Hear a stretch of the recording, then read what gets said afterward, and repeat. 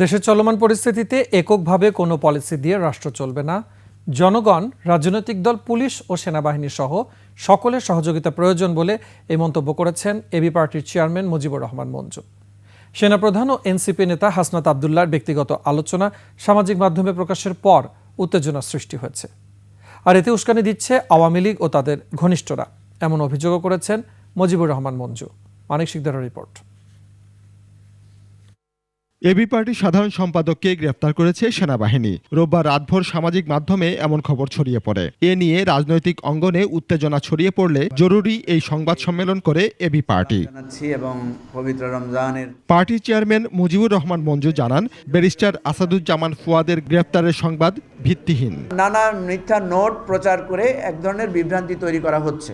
সেনাপ্রধানের সাথে এনসিপি নেতা হাসনাতের কথা এভাবে প্রকাশ্যে নিয়ে আসায় রাজনৈতিক পরিস্থিতি উত্তপ্ত হয়েছে।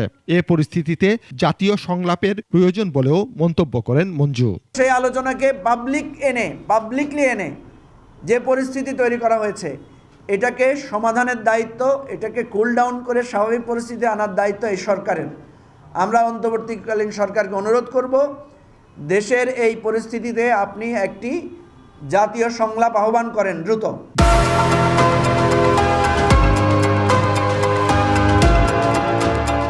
বিভিন্ন মহল থেকে সামরিক শাসন জারির গুজব চলছে।